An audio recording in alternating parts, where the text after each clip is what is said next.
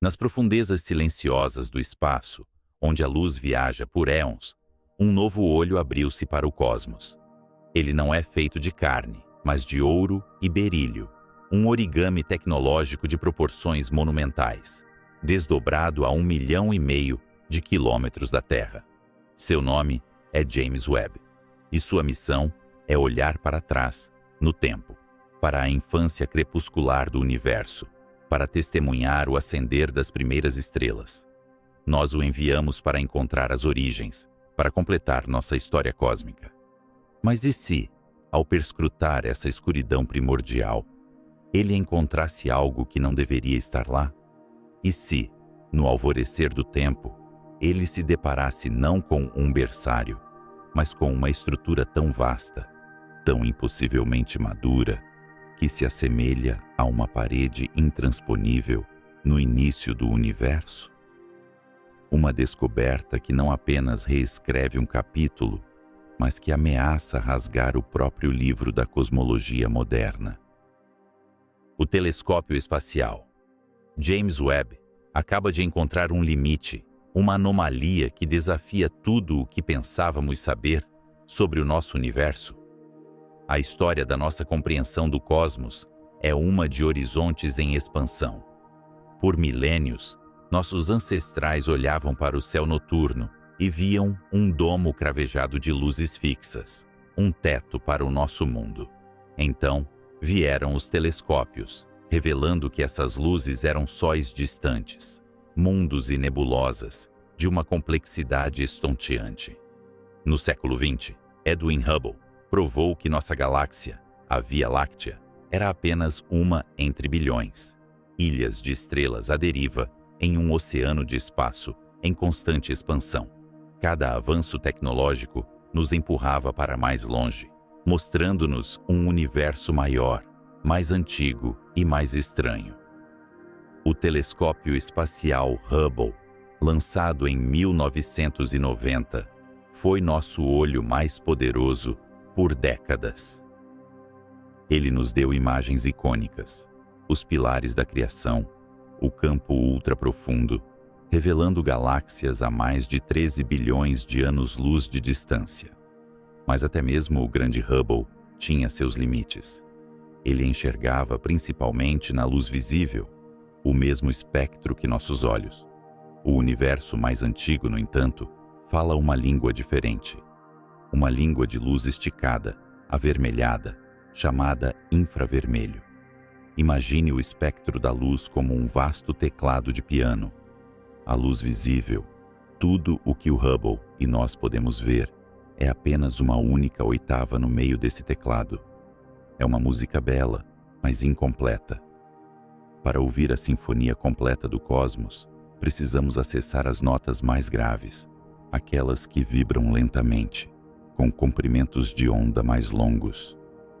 Essa é a música do infravermelho, a luz das primeiras galáxias, emitida há mais de 13,5 bilhões de anos, viajou por um universo em expansão durante todo esse tempo. À medida que o espaço se esticava, as ondas de luz também se esticavam, deslocando-se do espectro visível para o infravermelho. Elas se tornaram as notas graves e profundas que o Hubble não conseguia ouvir. É aqui que entra o James Webb. Seu espelho primário, uma colmeia dourada de 18 segmentos hexagonais, é mais de 6 vezes maior em área do que o do Hubble. Sua missão é ser um mestre do infravermelho, um ouvido finamente sintonizado com os ecos mais antigos da criação. Para fazer isso, ele precisa ser incrivelmente frio. O calor é o inimigo da observação infravermelha. O próprio telescópio emitiria um brilho que ofuscaria seus alvos distantes. Por isso, ele opera atrás de um escudo solar do tamanho de uma quadra de tênis. 5 camadas de um material fino, como o cabelo humano, que o mantém a uma temperatura de 230 graus Celsius negativos. Ele é uma das coisas mais frias e isoladas que a humanidade já construiu. A jornada para colocar este observatório no espaço foi uma saga por si só. Décadas de planejamento, bilhões de dólares, inovações tecnológicas que pareciam saídas da ficção científica. O medo de que um único ponto de falha, entre centenas, pudesse transformar este sonho em um pedaço de lixo espacial de 10 bilhões de dólares. Mas, em dezembro de 2021, ele ascendeu aos céus. E após meses de desdobramento e calibração precisos, o olho dourado do Webb finalmente se abriu para o universo. As primeiras imagens foram um vislumbre de seu poder, revelando detalhes nunca antes vistos em nebulosas familiares e galáxias distantes que apareciam como joias espalhadas sobre veludo negro. Os cientistas estavam exultantes. A ferramenta funcionava além das suas esperanças mais otimistas. Eles começaram a usá-la para o que foi projetada: olhar para o mais longe possível, para a aurora cósmica. Foi então que as surpresas começaram. Ao apontar o Webb para áreas aparentemente vazias do céu, deixando seu obturador aberto por horas a fio, os astrônomos esperavam encontrar as primeiras galáxias. Eles imaginavam que seriam pequenas, irregulares, primitivas, protogaláxias, sementes do que viriam a ser as majestosas espirais e elípticas que vemos no universo mais próximo. O modelo padrão da cosmologia, conhecido como Lambda CDM, previa um processo de construção hierárquica. Pequenas coisas se formam primeiro e, ao longo de bilhões de anos, elas se fundem, colidem e crescem, como riachos se juntando para formar um grande rio. Era uma imagem elegante e bem estabelecida, apoiada por décadas de observações. Mas o que o Webb viu não correspondia a essa imagem. Nos confins do tempo, há apenas 300 a 500 milhões de anos após o Big Bang, quando o universo era um mero bebê, com 3% de sua idade atual, ele encontrou galáxias. Mas não eram as sementes pequenas e disformes que se esperava. Eram galáxias surpreendentemente massivas, bem formadas, repletas de estrelas. Algumas pareciam ter discos estruturados, uma característica que se pensava levar bilhões de anos para se desenvolver. Era como olhar para uma fotografia de um bebê de 3 meses de idade e descobrir que ele já tinha a altura e a complexidade de um adolescente. Isso por si só já era um quebra-cabeça. Como essas galáxias puderam crescer tanto e tão rápido? A matéria escura, a cola gravitacional invisível que une as galáxias, não deveria ter tido tempo suficiente para aglomerar tanto material comum. O universo primordial não deveria ter sido tão eficiente. Contudo, algo ainda mais desconcertante estava para emergir dos dados. À medida que diferentes equipes de astrônomos mapeavam essas galáxias primitivas, elas não pareciam estar espalhadas aleatoriamente, como seria de esperar. Em certas direções, elas pareciam se alinhar. Formavam filamentos, arcos, congregações que se estendiam por distâncias colossais. Uma dessas estruturas, apelidada de Grande Anel, parece ter um diâmetro de mais de 1 bilhão de anos-luz. Outra, o Arco Gigante, estende-se por mais de 3 bilhões de anos-luz. E agora, os dados do Webb sugerem que essas megaestruturas não são apenas uma característica do universo mais maduro. Suas fundações parecem já estar presentes no cosmos infantil. As galáxias recém-descobertas pelo Webb, aquelas que não deveriam ser tão grandes, parecem fazer parte de uma teia cósmica surpreendentemente bem definida e em uma escala que desafia a lógica. É isso que se tornou a parede cósmica. Não é uma barreira física, sólida. É uma muralha de galáxias, uma concentração de matéria em uma escala que o nosso modelo mais fundamental do universo diz que não deveria ser possível. Para entender a profundidade desse problema, precisamos falar sobre o princípio cosmológico. Este é um dos pilares da cosmologia moderna, uma suposição fundamental que tem sustentado nosso pensamento por quase um século. Ele afirma que, em escalas suficientemente grandes, o universo é homogêneo e isotrópico. Em outras palavras, ele tem a mesma aparência em todos os lugares e em todas as direções. Não há um centro, não há uma borda, não há lugares especiais. A matéria, em média, está distribuída de maneira uniforme, como a espuma em um cappuccino bem tirado. Claro, em escalas menores, o universo é grumoso. Temos planetas, estrelas, galáxias e aglomerados de galáxias. Mas o princípio cosmológico diz que, se você se afastar o suficiente, essas estruturas se misturam em um fundo uniforme. O modelo Lambda-CDM nos dá até mesmo um número para essa escala. Estruturas maiores do que cerca de 1,2 bilhão de anos-luz simplesmente não deveriam existir. Não houve tempo suficiente desde o Big Bang para que a gravidade pudesse reunir matéria em uma escala tão grande.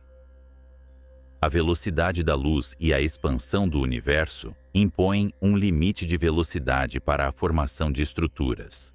No entanto, o Grande Anel, o Arco Gigante e agora as sugestões de superestruturas primitivas vistas pelo Webb parecem violar flagrantemente esse limite. Elas são titãs em uma Terra que deveria ser habitada apenas por anões. Se essas estruturas são reais e os dados se tornam cada vez mais robustos, então o princípio cosmológico pode estar errado. E se esse pilar cair, todo o edifício da nossa compreensão cósmica treme. Imagine que você é um biólogo estudando o crescimento de uma floresta. Seu modelo diz que uma semente de carvalho leva 1 século para se tornar uma árvore madura. Você planta a semente e volta 1 semana depois, esperando encontrar um broto minúsculo. Em vez disso, você encontra um carvalho de 30 metros de altura, com galhos grossos e centenas de folhas. Sua primeira reação seria de incredulidade. Você verificaria seus equipamentos. Talvez seu calendário esteja quebrado. Talvez alguém tenha trocado a semente por uma árvore já crescida durante a noite. Você procuraria todas as explicações possíveis dentro do seu modelo atual. Mas se, repetidamente, em florestas diferentes ao redor do mundo, você continuasse a encontrar esses carvalhos instantâneos, em algum momento você teria que aceitar a verdade desconfortável. Seu entendimento fundamental de como as árvores crescem está profundamente errado. Os cosmólogos estão agora nessa posição. A primeira reação à parede do Webb foi o ceticismo. Talvez sejam alinhamentos casuais, uma ilusão de ótica cósmica. Talvez as estimativas de distância ou massa das galáxias estejam incorretas. O Webb é um instrumento novo, e os cientistas ainda estão aprendendo a interpretar seus dados. Cada fóton que atinge seus detectores viajou por mais de 13 bilhões de anos. Desvendar sua mensagem é um processo de uma complexidade imensa.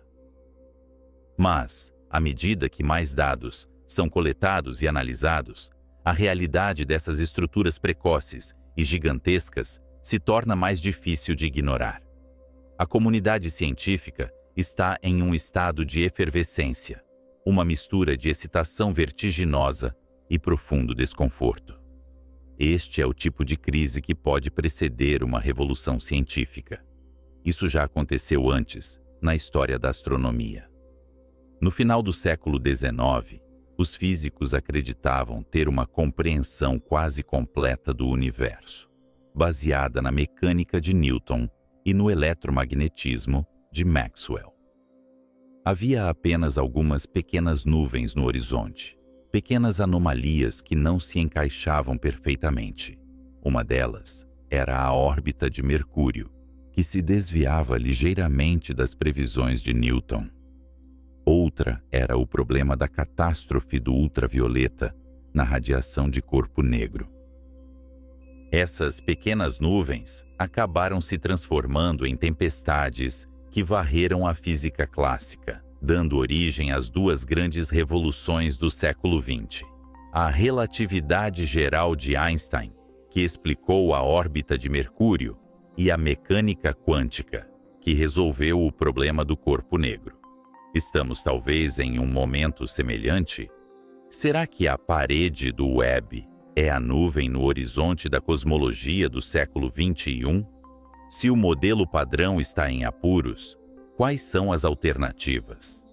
Os teóricos estão trabalhando febrilmente, explorando um zoológico de novas ideias, algumas modificações sutis, outras radicalmente estranhas. Uma possibilidade é que estejamos errados sobre a natureza da matéria escura. O modelo padrão a assume como fria, o que significa que suas partículas se movem lentamente. Isso leva a uma formação de estruturas de baixo para cima. Mas, e se houvesse um componente de matéria escura, quente ou morna, partículas que se moviam mais rapidamente no universo primitivo? Isso poderia alterar a maneira como a matéria se aglomerava, talvez permitindo a formação de estruturas maiores e mais cedo. No entanto, tais modelos têm seus próprios problemas para explicar outras observações. Outra ideia, ainda mais ousada, é que a própria gravidade se comporta de maneira diferente em escalas cósmicas. A relatividade geral de Einstein tem sido testada com uma precisão incrível dentro do nosso sistema solar e em sistemas de estrelas binárias. Mas nunca a testamos diretamente nas vastas escalas intergalácticas.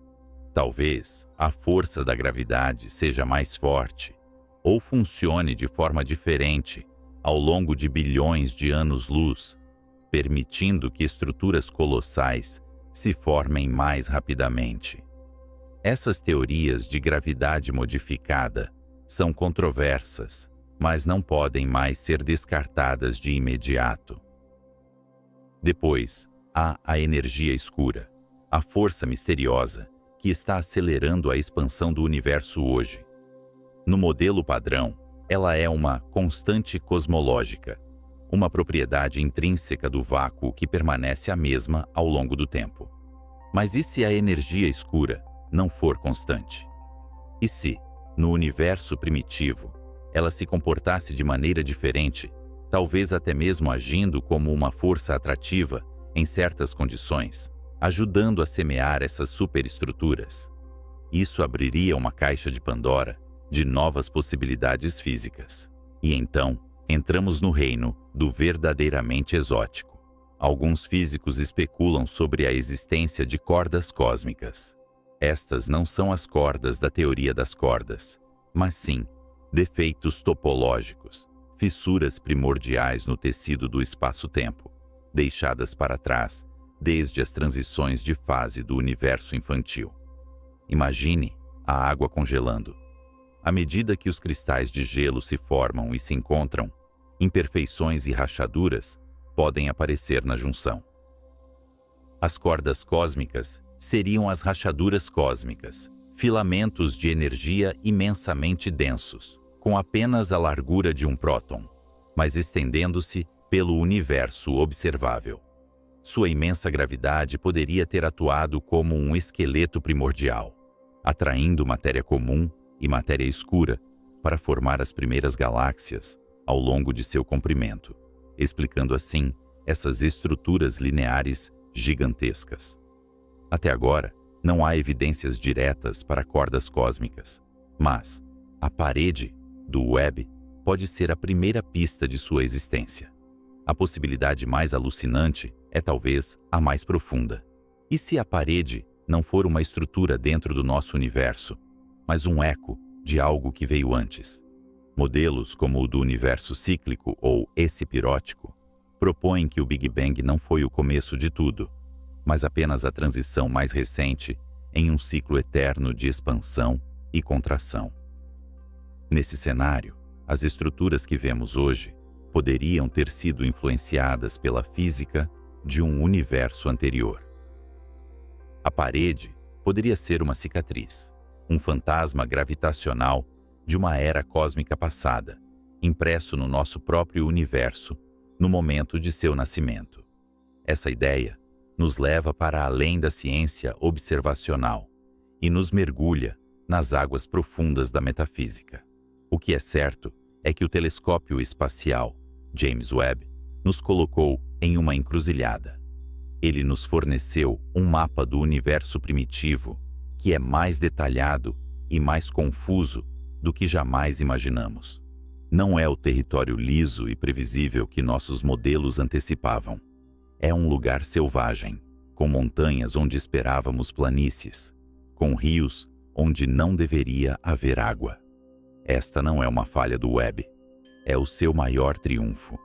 A finalidade de um instrumento científico não é confirmar o que já sabemos, mas sim revelar nossa ignorância, forçar-nos a fazer novas perguntas e nos empurrar para fora de nossas zonas de conforto intelectuais. A busca por respostas agora se intensifica. Os astrônomos usarão o Webb e outros observatórios para mapear essas estruturas com ainda mais precisão. Eles precisam confirmar se são entidades fisicamente conectadas ou apenas projeções casuais no céu. Eles buscarão por mais dessas anomalias em diferentes partes do universo primitivo. Se encontrarmos um número significativo delas, a hipótese de um alinhamento casual se tornará estatisticamente impossível. Futuros telescópios, como o Nancy Grace Roman Space Telescope, serão capazes de mapear áreas muito maiores do céu, dando-nos uma visão ainda mais ampla da teia cósmica e testando o princípio cosmológico em escalas sem precedentes. Enquanto isso, os teóricos voltarão às suas lousas, armados com esses novos e desconcertantes dados.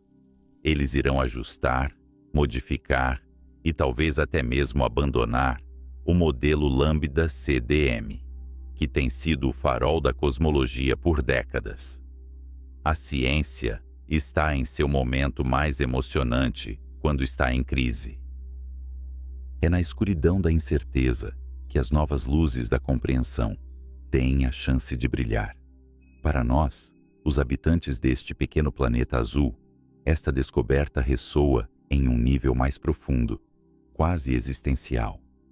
Ela nos lembra que o universo não foi feito para ser facilmente compreendido por nós.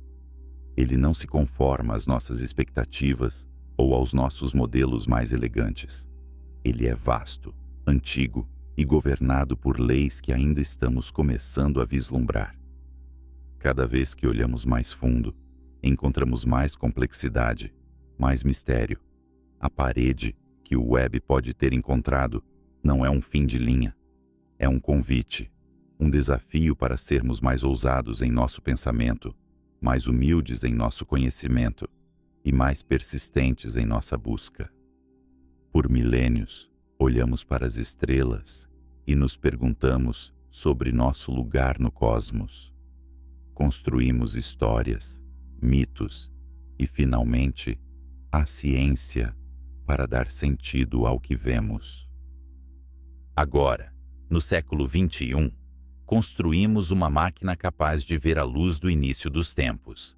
E essa máquina nos diz que a história que contamos a nós mesmos pode estar errada, ou, no mínimo, perigosamente incompleta. Ela nos mostra que, mesmo após séculos de descobertas, mal arranhamos a superfície da realidade cósmica. A vasta escuridão entre as estrelas não está vazia. Ela está cheia de segredos, de estruturas fantasmagóricas, de ecos de um passado que não entendemos e de pistas para um futuro que ainda não podemos prever. A parede cósmica não é uma barreira para o conhecimento. É um portal. uma porta que se abre para uma nova física, para um novo entendimento do que é o universo e de como ele veio a ser. O que está do outro lado ainda é desconhecido, mas a jornada para descobrir apenas começou, e o olho dourado do James Webb continua sua vigília silenciosa, perscrutando a noite eterna, pronto para nos mostrar o próximo segredo inesperado do nosso universo.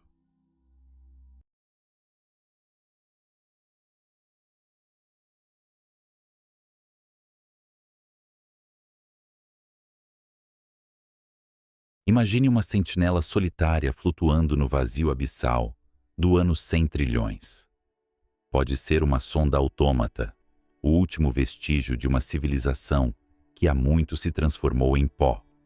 Ou talvez uma consciência biológica que aprendeu a extrair energia da própria agonia das estrelas. Ela abre seus sensores para o cosmos, buscando a luz familiar das galáxias vizinhas, a tapeçaria brilhante que outrora adornava a noite de seus ancestrais. Mas não há nada para ver. O céu é um manto de escuridão impenetrável, um oceano negro sem ilhas, sem faróis, sem esperança. Para essa sentinela do futuro distante, o universo é um lugar de isolamento claustrofóbico. A Via Láctea e suas vizinhas locais fundiram-se há muito tempo em uma única e gigantesca elipse de estrelas velhas e avermelhadas. Uma ilha solitária à deriva em um mar que não para de crescer. Todas as outras galáxias, os bilhões de espirais e nuvens magalhânicas que hoje capturamos com nossos telescópios, desapareceram. Elas não deixaram de existir, mas foram arrastadas pelo tecido do espaço-tempo a velocidades superiores à da própria luz, cruzando um horizonte de eventos cósmico do qual nenhuma informação pode jamais retornar. A luz que emitem tenta desesperadamente nadar contra a correnteza de um espaço em expansão acelerada, mas o espaço se cria mais rápido do que os fótons conseguem viajar. Elas foram exiladas da realidade observável. Para este observador final, a cosmologia é uma ciência morta. Não há evidências do Big Bang. Não há radiação cósmica de fundo, pois esta terá sido esticada até se tornar um silêncio de rádio indetectável, com comprimentos de onda maiores do que o próprio horizonte visível. Se os habitantes dessa era remota não possuírem registros históricos de bilhões de anos, eles olharão para o vazio e concluirão, com toda a lógica e rigor científico, que eles são tudo o que existe. Acreditariam que o universo é estático, finito e consiste apenas de sua única galáxia moribunda, cercada por um nada eterno. É uma ironia cruel do destino que a verdade suprema sobre a origem e a natureza do cosmos esteja sendo lentamente apagada, como pegadas na areia sendo varridas por uma maré invisível e implacável. Mas para entender o horror desse futuro silencioso, devemos rebobinar a fita do tempo. Devemos viajar de volta, muito antes de percebermos que o universo era uma besta indomável que se rasgava em pedaços. Precisamos retornar à inocência. Pousemos agora nas planícies da Mesopotâmia, ou nos templos de pedra da Grécia Antiga, sob um céu noturno que parecia muito diferente, não em aparência, mas em significado. Quando os primeiros astrônomos erguiam os olhos para a abóbada celeste, eles não viam um abismo em expansão.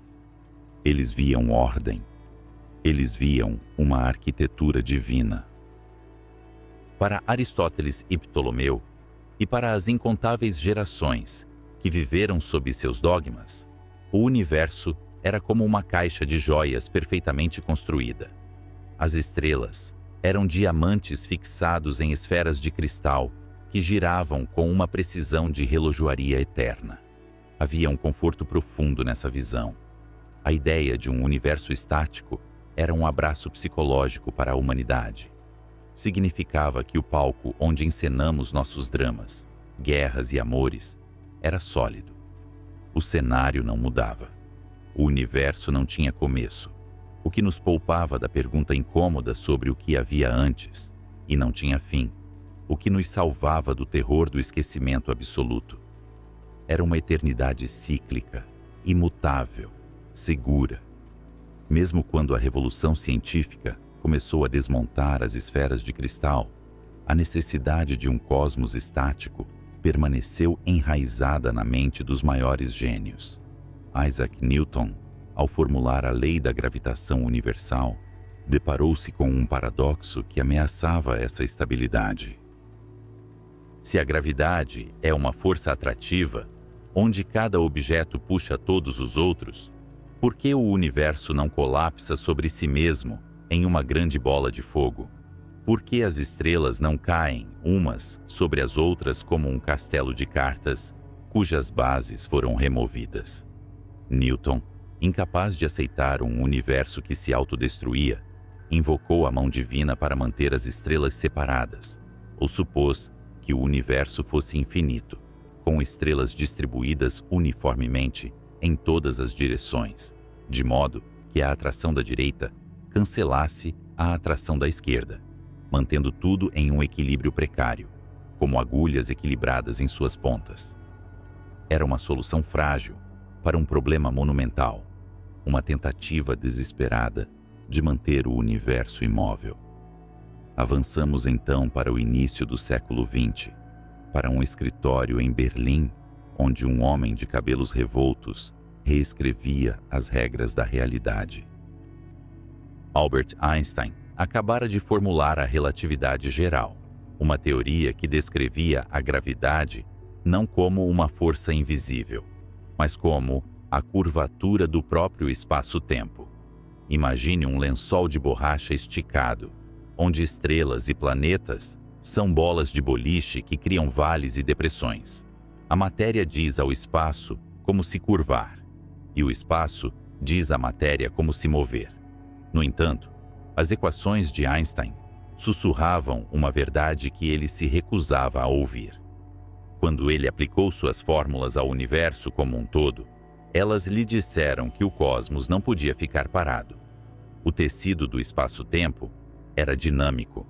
Ele tinha que estar se contraindo sob sua própria gravidade ou se expandindo devido a algum impulso inicial. Um universo estático era fisicamente impossível, instável, como um lápis equilibrado verticalmente sobre uma mesa vibrante. Ao menor toque, ele cairia. Mas a intuição filosófica de Einstein, o preconceito milenar herdado dos gregos, gritou mais alto que sua própria matemática. O universo tinha que ser eterno, tinha que ser estático. A ideia de um cosmos que mudava de tamanho, que tinha um nascimento explosivo ou uma morte gélida, parecia-lhe grosseira, quase irracional. Para forçar a realidade a se curvar à sua vontade, Einstein introduziu um termo extra em suas equações. Ele o chamou de constante cosmológica. Imagine essa constante como uma força antigravitacional, uma pressão invisível, embutida no próprio vácuo do espaço, que empurrava para fora, com a exata mesma força que a gravidade puxava para dentro. Era um pilar artificial erguido para sustentar o teto do universo, impedindo-o de desabar. Com essa modificação matemática, Einstein restaurou a ordem. O universo voltou a ser a caixa de joias imutável. O palco estava seguro novamente. O mundo da física respirou aliviado. A eternidade estava garantida. Mas a natureza não se importa com nossas preferências filosóficas ou com a elegância de nossas equações. Enquanto os teóricos dormiam tranquilos sob o cobertor da constante cosmológica, a realidade preparava-se para abrir as cortinas e revelar um cenário muito mais vasto e aterrorizante. Nas montanhas da Califórnia, longe dos quadros negros de Berlim, um telescópio gigante estava sendo apontado para as manchas nebulosas que pontilhavam a escuridão. Edwin Hubble, um homem que observava o céu com a frieza de um legista, estava prestes a destruir a imobilidade do cosmos. Ao analisar a luz dessas nebulosas, ele percebeu algo estranho. A luz das galáxias distantes estava sendo esticada, desviada para a parte vermelha do espectro eletromagnético. Pense no som de uma ambulância que passa por você em alta velocidade. Quando ela se aproxima, as ondas sonoras são comprimidas e o tom é agudo. Quando ela se afasta, as ondas são esticadas e o som se torna grave. A luz comporta-se de maneira semelhante. Se uma galáxia estivesse se aproximando, sua luz seria comprimida para o azul. Se estivesse se afastando, seria esticada para o vermelho. E Hubble viu vermelho em toda parte. Não importava para onde ele olhasse, as galáxias estavam fugindo de nós. E mais perturbador ainda, quanto mais longe elas estavam, mais rápido fugiam. O universo não era uma estátua de mármore, era uma explosão em câmera lenta. O tecido do espaço estava se esticando, carregando as galáxias consigo, como detritos em um rio caudaloso. A descoberta de Hubble despedaçou o universo estático. Einstein, ao ver os dados, chamaria sua constante cosmológica de seu maior erro. A muleta matemática foi descartada. O universo teve um início. Houve um Big Bang. E agora, sabíamos que ele estava se expandindo. Durante décadas, acreditamos que essa era a história completa. O universo nasceu em fogo, expandiu-se e, pensávamos nós, a gravidade acabaria por vencer. A atração mútua de toda a matéria no cosmos agiria como um freio gigantesco. Esperávamos que a expansão diminuísse gradualmente, assim como uma pedra, lançada ao ar, sobe cada vez mais devagar até parar. O destino do universo parecia ser uma desaceleração graciosa, talvez até uma reversão, um Big Crunch, onde tudo voltaria a se reunir em um abraço final. Mas estávamos errados, tragicamente errados. A visão daquela sentinela no ano 100 trilhões não é causada apenas pela inércia do Big Bang. Há algo mais à espreita nas sombras. Algo que não percebemos enquanto olhávamos para a luz das estrelas. No final do século XX, quando tentamos medir o quanto a gravidade estava freando o universo, encontramos o oposto. As galáxias distantes não estão desacelerando. Elas estão acelerando. É como se você jogasse uma maçã para o alto e, em vez de cair de volta para sua mão, ela disparasse para o céu com velocidade crescente, impulsionada por uma mão fantasma. O maior erro de Einstein ressuscitou dos mortos, mas agora com uma face monstruosa. O vazio não é vazio. O espaço não é apenas o palco onde a matéria dança. O espaço é um ator, e ele tem energia. Uma energia escura, misteriosa, que brota do nada e empurra tudo para longe. Ao olharmos para o abismo, percebemos que a estabilidade antiga era uma ilusão. Estamos vivendo em um universo que está sendo rasgado de dentro para fora.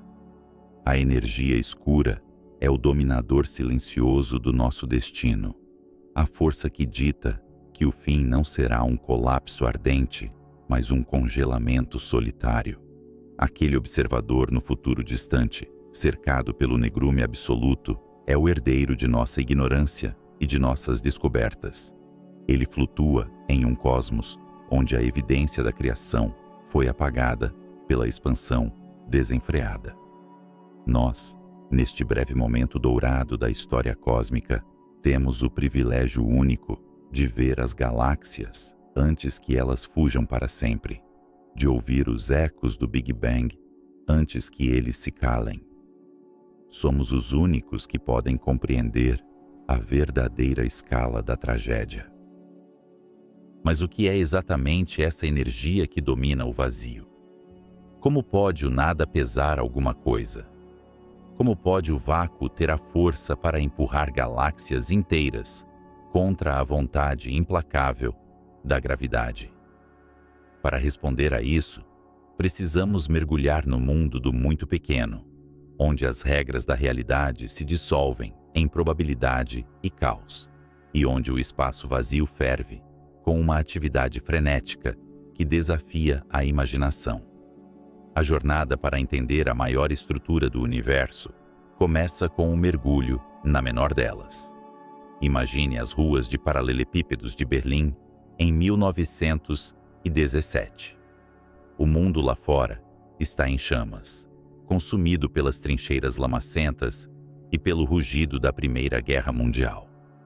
Mas dentro de um escritório silencioso, iluminado apenas pela luz fraca de um candeeiro a gás, Albert Einstein trava uma batalha diferente. Não é uma guerra por território ou nações, mas uma luta pela própria alma do cosmos. Ele acabara de presentear a humanidade com a relatividade geral, uma estrutura intelectual de beleza aterrorizante que redefiniu a gravidade não como uma força misteriosa que puxa maçãs para o chão, mas como a curvatura do próprio espaço e tempo. Imagine um lençol esticado onde objetos pesados criam vales profundos, obrigando tudo ao redor a seguir caminhos curvos. Era elegante, era perfeito, mas havia um problema catastrófico escondido na tinta de suas equações. Sempre que Einstein aplicava sua nova teoria ao universo como um todo, a matemática se rebelava. A gravidade, por sua própria natureza, é atrativa. Ela quer unir as coisas.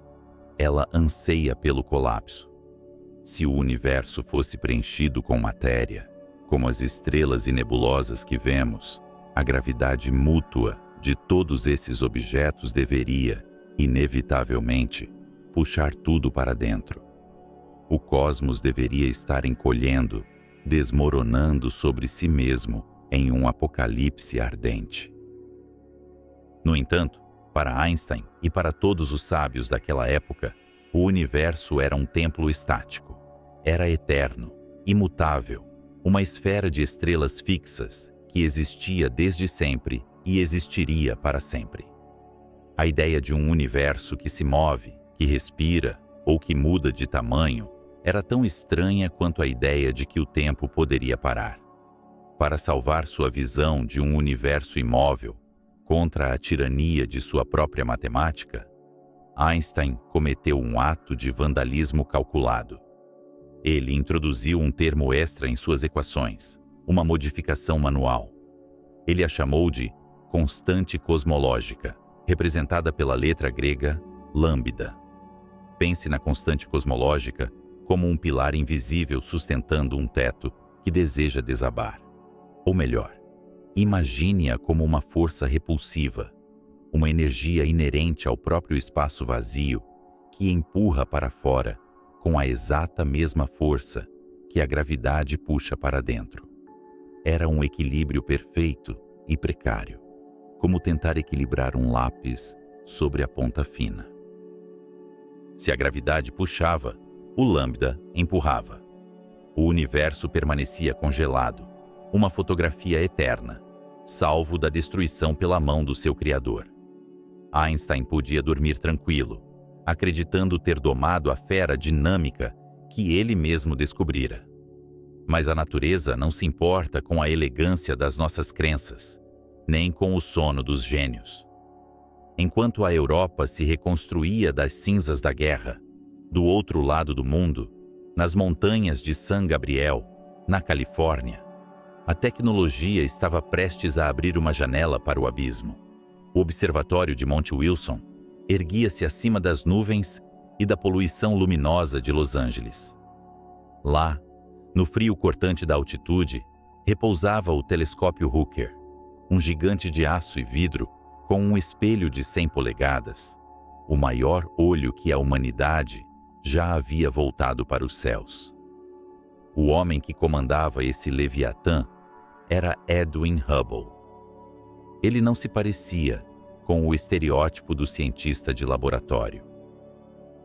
Era um homem que andava com a postura de um major, cachimbo nos dentes, vestindo casacos de couro, exalando uma confiança quase arrogante. Hubble não estava interessado em teorias abstratas, escritas em quadros negros em Berlim. Ele queria ver. No final da década de 20, Hubble apontou o Hooker para as manchas difusas de luz que os astrônomos chamavam de nebulosas. Até aquele momento, muitos acreditavam que essas nuvens de luz estavam dentro da nossa própria galáxia, a Via Láctea, que se pensava ser a totalidade do universo. Mas ao identificar estrelas variáveis pulsantes, conhecidas como cefeidas, dentro dessas nebulosas, Hubble percebeu algo aterrorizante. Elas estavam inimaginavelmente longe. Aquelas manchas não eram nuvens de gás próximas. Eram ilhas, eram outras galáxias, cidades de estrelas inteiras, separadas de nós por oceanos de vazio tão vastos que a mente humana mal conseguia compreender.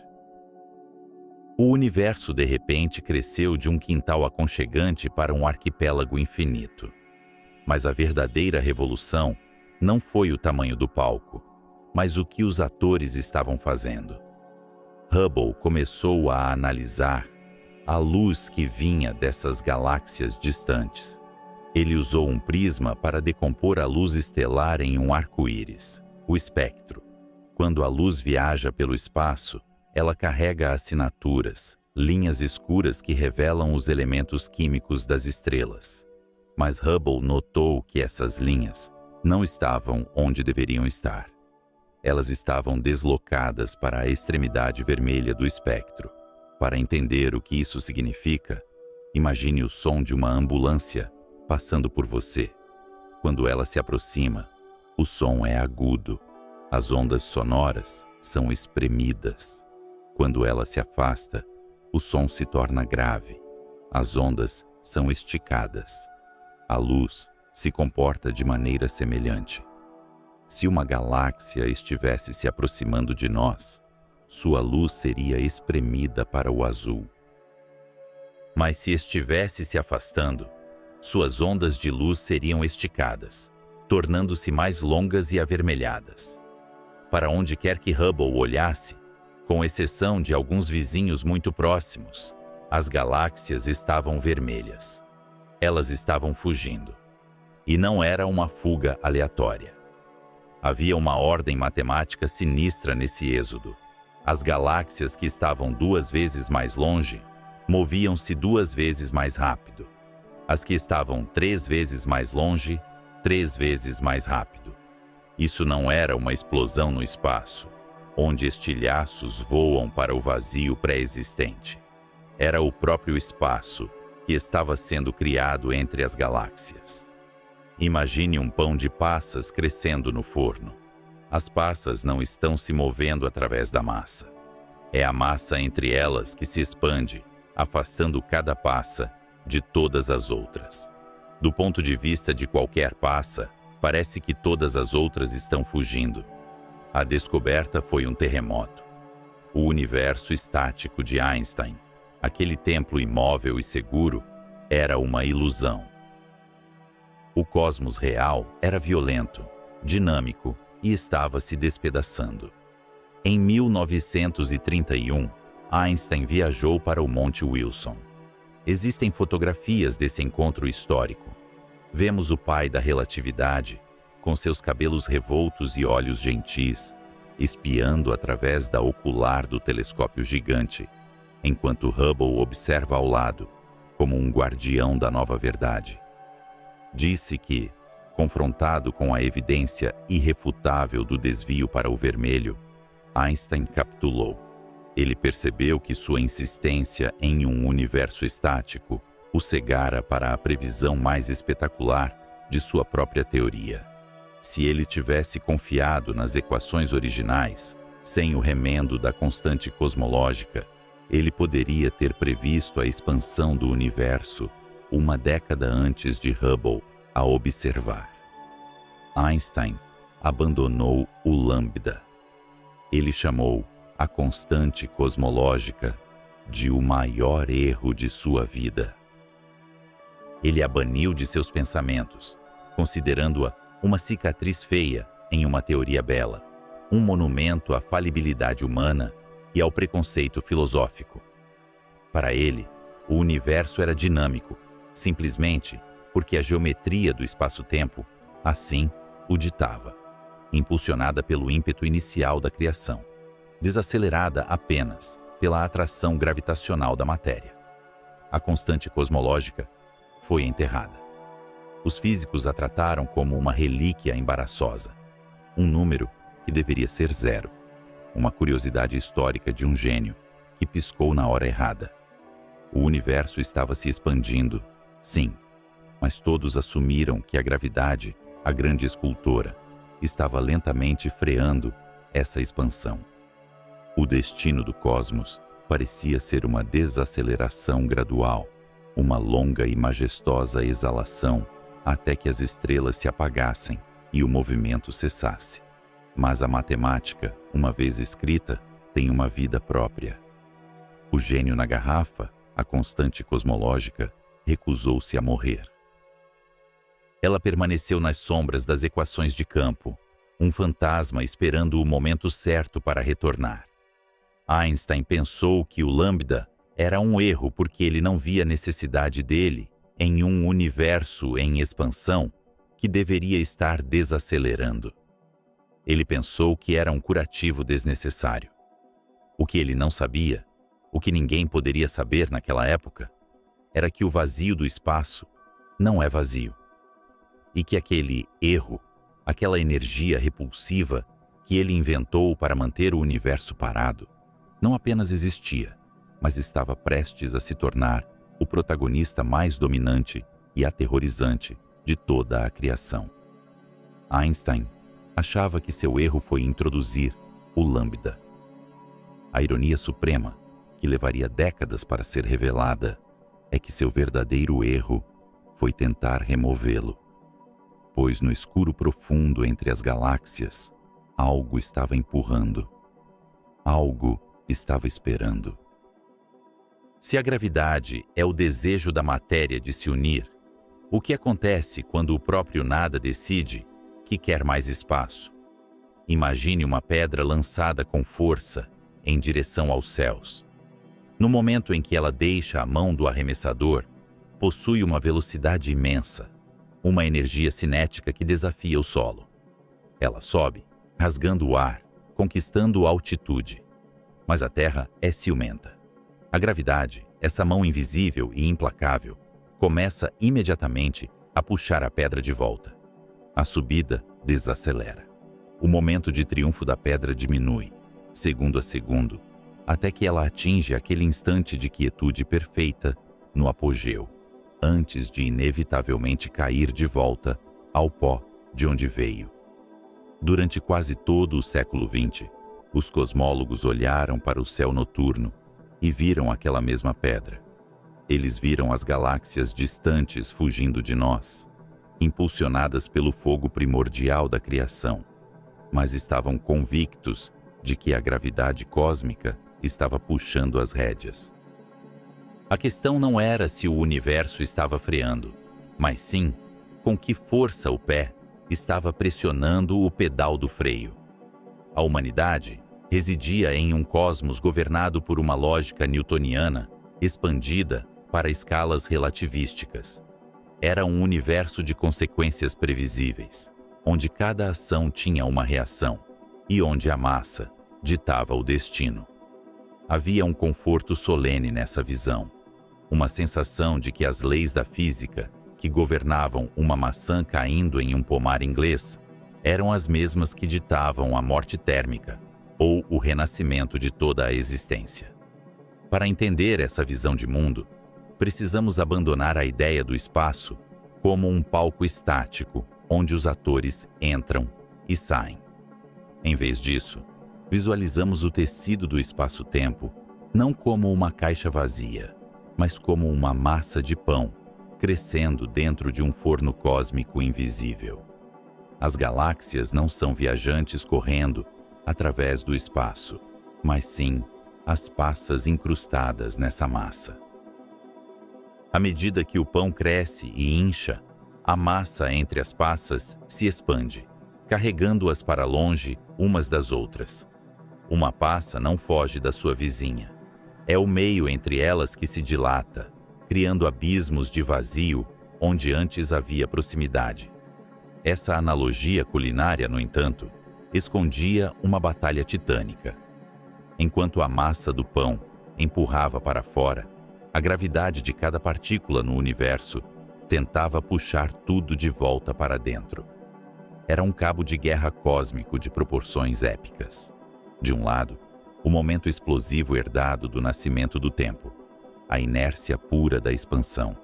Do outro, a atração gravitacional implacável de toda a matéria, escura e luminosa, tentando costurar o universo de volta em um único ponto. Os cientistas chamavam isso de parâmetro de desaceleração. Era o número sagrado que diria o futuro. Se a massa do universo fosse suficiente, a gravidade seria como uma corrente forte, o bastante para parar a pedra no ar e trazê-la de volta. As galáxias parariam de se afastar. O desvio para o vermelho que Hubble observou se tornaria um desvio para o azul. O universo começaria a encolher. Isso levava a uma visão escatológica fascinante e aterrorizante, conhecida como o Grande Esmagamento. Nesse cenário, o filme da história cósmica seria rebobinado. O espaço entre as galáxias diminuiria. O céu noturno ficaria cada vez mais brilhante à medida que a luz de bilhões de estrelas fosse comprimida em um volume menor. A radiação cósmica de fundo, o eco frio do início dos tempos, aqueceria novamente. Eventualmente, estrelas colidiriam, galáxias se fundiriam em um caos ardente, e toda a matéria, toda a energia, toda a história e memória do universo seriam esmagadas em uma singularidade final, um ponto de densidade infinita e temperatura infinita. O fim seria um espelho do começo. Havia uma elegância cíclica nessa teoria que atraía muitos teóricos. Talvez o universo fosse como um pulmão, inspirando e expirando em éons de tempo, morrendo em fogo apenas para renascer em outro Big Bang. Um universo fênix, eterno em sua recorrência. A outra possibilidade era menos dramática, mas igualmente melancólica. Se a gravidade fosse fraca demais, se não houvesse matéria suficiente para segurar a expansão, o universo continuaria a crescer para sempre, mas cada vez mais devagar. A pedra subiria eternamente, perdendo velocidade, mas nunca parando completamente, nunca retornando. As galáxias se afastariam até desaparecerem da vista umas das outras. As estrelas queimariam todo o seu combustível. O universo se tornaria um lugar frio, escuro e vasto. Um cemitério de cinzas estelares flutuando em um vazio infinito. A morte térmica. Tudo dependia da densidade crítica. Era uma pesagem cósmica. Os astrônomos precisavam colocar o universo inteiro em uma balança. Eles contaram estrelas, estimaram a massa das nuvens de gás e inferiram a presença da matéria escura pelas curvas de rotação das galáxias. Eles somaram cada átomo, cada fóton, cada grão de poeira. A busca por esse número, a densidade média da matéria, tornou-se o santo graal da cosmologia observacional nas últimas décadas do século XX. Era uma época de certeza metodológica. Os telescópios ficavam maiores, os detectores mais sensíveis. A missão era medir a taxa de desaceleração. Ninguém duvidava que a desaceleração existia. A física exigia isso. A gravidade é uma força atrativa. Ela puxa, ela reúne, ela freia. Não havia nenhuma força conhecida na natureza capaz de empurrar as galáxias para longe umas das outras em grandes escalas além do impulso inicial. A energia cinética se dissipa contra o trabalho da gravidade. Essa era a lei. Imagine os astrônomos como cartógrafos antigos medindo a costa de um novo continente. Eles mapeavam a geometria do espaço-tempo tentando discernir se ele era plano, aberto ou fechado. Um universo fechado, denso o suficiente, curvar-se-ia sobre si mesmo, como a superfície de uma esfera, destinado ao colapso. Um universo aberto, rarefeito demais, curvar-se-ia como uma sela de cavalo, destinado à solidão eterna. Um universo plano, equilibrado no fio da navalha da densidade crítica, desaceleraria assintoticamente, parando apenas no infinito do tempo. Mas medir o universo é uma tarefa repleta de ilusões. Para medir a velocidade de expansão no passado e compará-la com a atual, precisamos olhar para longe. E olhar para longe é olhar para o passado. A luz leva tempo para viajar. Quando olhamos para uma galáxia a 1 bilhão de anos-luz de distância, a vemos como ela era há 1 bilhão de anos. Se pudéssemos medir o quão rápido o universo estava se expandindo naquela época e comparar com a velocidade de expansão hoje, saberíamos o quanto a gravidade freou o cosmos.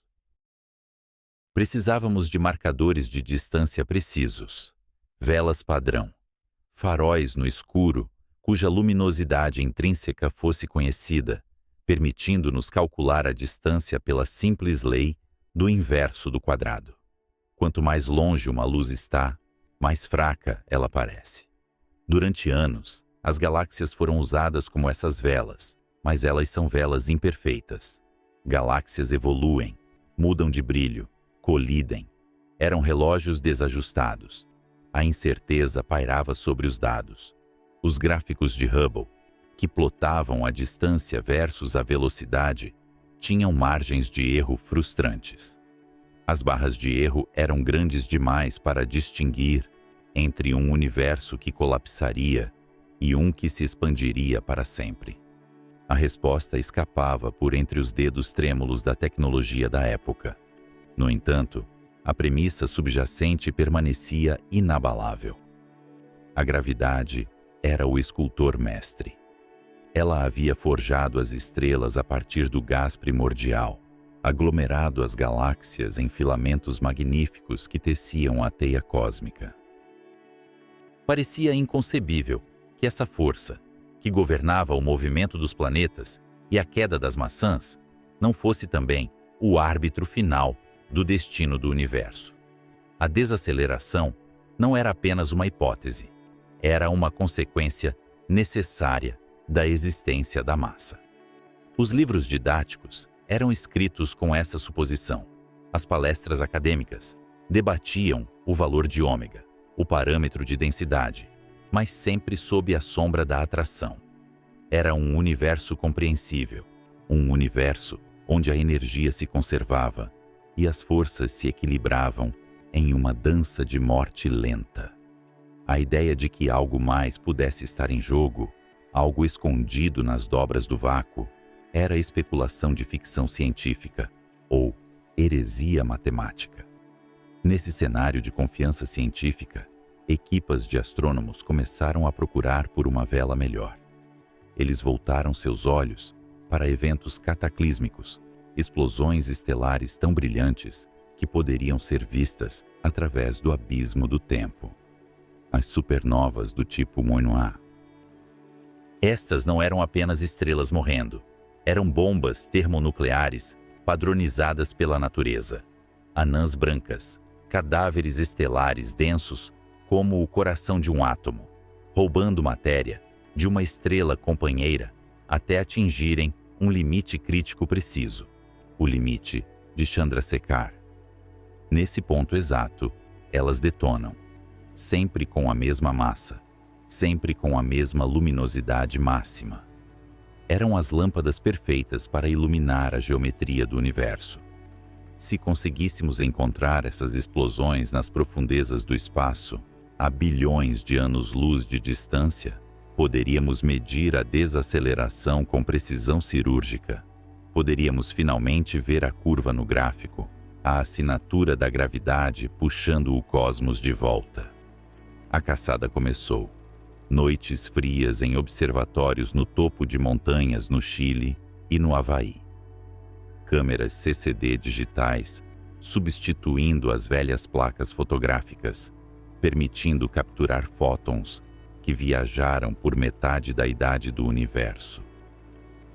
Os astrônomos varriam o céu, comparando imagens de vastos campos de galáxias tiradas com semanas de diferença, procurando por um novo ponto de luz, uma faísca efêmera que indicasse uma estrela explodindo muito, muito longe. A expectativa era clara. As supernovas distantes deveriam aparecer mais brilhantes do que se o universo estivesse se expandindo a uma taxa constante, porque a gravidade teria trazido as galáxias um pouco mais para perto umas das outras desde que a luz partiu. O universo deveria ser menor e mais denso do que uma expansão livre permitiria. Os dados deveriam mostrar o freio. Eles deveriam confirmar que a pedra lançada ao céu estava, de fato, perdendo velocidade. Era o fim da década de 1990. A humanidade estava prestes a virar a página do milênio. A física parecia estar arrumando a casa, preenchendo as lacunas finais do modelo padrão e da cosmologia. Estávamos confortáveis em nosso conhecimento de que vivemos em um universo dominado pela matéria, onde a gravidade, embora a mais fraca das forças fundamentais, reinava suprema nas grandes escalas. Mas o universo, em sua vasta indiferença às expectativas humanas, guardava um segredo nas trevas entre as estrelas. As primeiras análises dos dados começaram a chegar aos computadores. Os pontos no gráfico não estavam caindo onde a teoria da desaceleração predizia. A princípio, parecia erro. Poeira cósmica obscurecendo a visão, falha na calibração dos instrumentos. As supernovas eram diferentes no passado. Os cientistas verificaram e reverificaram. Eles lutaram contra seus próprios dados, tentando forçá-los a se conformar à lógica da gravidade atrativa. Mas a luz daquelas estrelas moribundas sussurrava uma história diferente, uma história impossível. Elas estavam fracas demais. Elas estavam longe demais. Era como se, em vez de frear, o universo tivesse pisado no acelerador. A estrutura da realidade estava prestes a ser rasgada. A massa de pão não estava apenas crescendo, ela estava sendo esticada por mãos fantasmas. A pedra lançada ao céu não estava desacelerando. Ela estava ganhando velocidade, subindo cada vez mais rápido em direção a um escuro desconhecido. O que poderia possuir energia suficiente para dominar a gravidade de todas as galáxias combinadas? O que poderia empurrar o próprio tecido da realidade com tal violência silenciosa? A certeza do grande esmagamento estava prestes a ser substituída por um mistério que faria a própria física tremer em suas fundações. Estávamos à beira de descobrir que a maior parte do universo não era feita de átomos, nem de matéria escura, mas de algo que nem sequer sabíamos que existia. Algo que emergia do próprio vazio. O palco estava montado não para uma resposta, mas para a maior pergunta que já havíamos formulado. Se a gravidade estava perdendo a batalha, quem era o novo vencedor? Nas montanhas áridas do Chile, onde o ar é tão rarefeito que cada respiração exige esforço e o céu noturno se abre como uma mandíbula de obsidiana cravejada de diamantes, o destino do cosmos estava prestes a ser reescrito. Era o final da década de 1990, uma época de otimismo tecnológico na Terra, mas de profunda incerteza nas fronteiras da cosmologia. Até aquele momento, a narrativa da humanidade sobre o universo era governada por uma intuição gravitacional simples, uma lógica herdada de Isaac Newton e refinada por Albert Einstein. Se você atira uma maçã para o alto, ela sobe, desacelera e cai. Se você lança um universo para fora, em uma explosão primordial, a gravidade mútua de todas as galáxias, estrelas e nuvens de gás deve agir como um freio cósmico, puxando tudo de volta para o centro, ou, pelo menos, retardando a fuga para o infinito. A pergunta que assombrava os corredores das universidades não era se o universo estava desacelerando, mas quão rápido ele estava freando. O destino final de tudo o que existe dependia dessa taxa de desaceleração. Havia apenas duas opções no cardápio do Apocalipse. Ou a gravidade venceria, parando a expansão e puxando o cosmos de volta em um colapso ardente, um reverso do nascimento do tempo. Ou a gravidade seria fraca demais, permitindo que o universo continuasse a se expandir para sempre, mas cada vez mais devagar, como um carro deslizando em ponto morto, até parar no horizonte do tempo. Para resolver essa aposta existencial, duas equipes de astrônomos embarcaram em uma corrida científica que mais parecia uma caçada ao tesouro em um oceano sem mapas. De um lado estava o projeto de cosmologia de supernovas, liderado por Saul Perlmutter. Do outro, a equipe de busca de supernovas High-Z, com Brian Schmidt e Adam Riess. Eram rivais amigáveis, mas ferozes, competindo pelo privilégio de pesar o universo. A ferramenta que escolheram para essa tarefa hercúlea não era uma balança, mas uma bomba termonuclear natural de precisão assustadora. Eles precisavam de marcadores de distância, boias luminosas ancoradas nas profundezas do espaço e do tempo. Encontraram essa ferramenta nas anãs brancas. Imagine uma estrela que já viveu sua vida, queimou todo o seu combustível nuclear e colapsou sob o próprio peso, até se tornar um cristal de carbono e oxigênio do tamanho da Terra, mas com a massa do Sol. Esta é a anã branca, um cadáver estelar. Mas este cadáver pode ser reanimado se tiver uma companheira. Se esta anã branca orbitar perto o suficiente de outra estrela, sua gravidade intensa começará a sugar a matéria da vizinha, como um vampiro cósmico, drenando a vida de sua vítima. O processo é um balé de destruição matemática.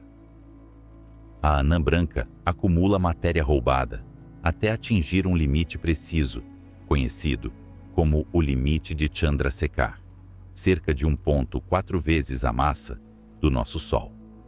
Nesse exato momento, a pressão que sustenta a estrela falha catastroficamente. A temperatura interna dispara e o carbono se inflama em uma fusão nuclear instantânea. A estrela inteira detona.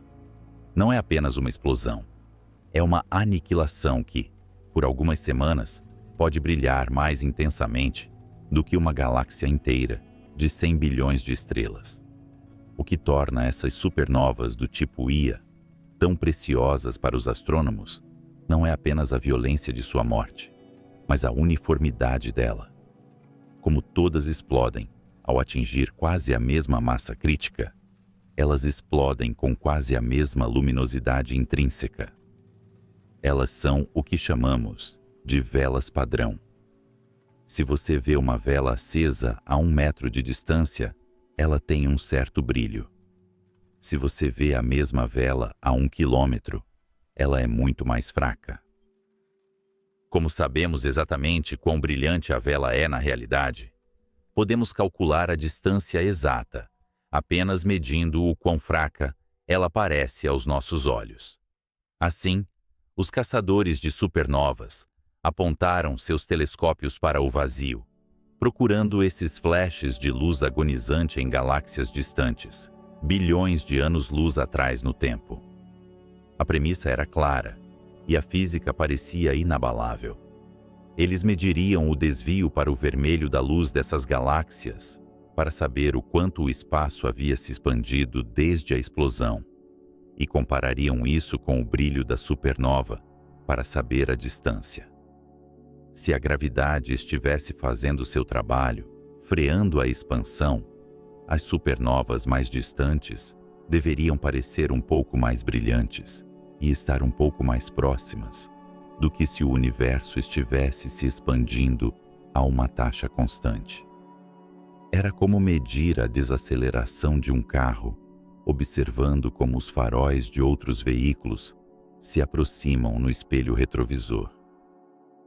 As noites nos observatórios eram longas e frias, preenchidas pelo zumbido mecânico dos telescópios, rastreando a rotação da Terra, e pelo silêncio tenso da análise de dados.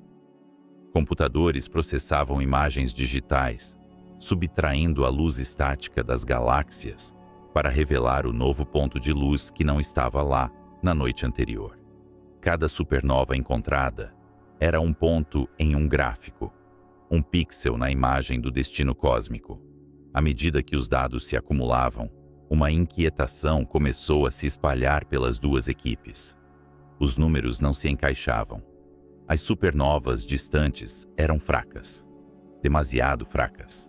A primeira reação foi a negação, o ceticismo saudável, que é a armadura de qualquer cientista. Talvez houvesse poeira cósmica entre nós e aquelas galáxias, obscurecendo a luz e fazendo as estrelas parecerem mais distantes do que realmente estavam, como neblina em uma estrada noturna. Talvez as supernovas no universo primitivo fossem quimicamente diferentes, intrinsecamente menos brilhantes. As equipes verificaram e reverificaram, polindo suas lentes metafóricas e literais, procurando o erro, o bug no software, a falha no raciocínio. Mas a poeira cósmica avermelharia a luz, e essas supernovas não mostravam tal sinal. A química estelar parecia consistente. O erro se recusava a aparecer. A realidade dos dados permanecia, teimosa e aterrorizante. As supernovas eram mais fracas do que qualquer modelo de universo desacelerado permitia. A única explicação geométrica para aquela luz tão tênue era que as estrelas estavam muito mais distantes do que deveriam estar. Foi então que a impossível conclusão começou a tomar forma nas mentes de Adam Riess, Brian Schmidt e Saul Perlmutter. Imagine que você joga aquela maçã para o alto. Você espera que ela suba e depois caia. Mas em vez disso, enquanto você observa, a maçã sobe e, de repente, ganha velocidade. Ela não cai. Ela dispara para o céu, cada vez mais rápido, rompendo as nuvens, escapando da atmosfera, acelerando rumo às estrelas, como se um motor invisível tivesse sido ligado em seu núcleo. O universo não estava freando. A gravidade, a força que esculpiu as galáxias e mantém nossos pés no chão, estava perdendo a batalha cósmica. Era 1998, quando a notícia rompeu as comportas da comunidade científica. O universo não estava apenas se expandindo, ele estava acelerando. O tecido do espaço-tempo estava sendo esticado por algo que não podíamos ver, tocar ou compreender totalmente. As galáxias não estavam apenas se afastando umas das outras devido ao impulso inicial da criação.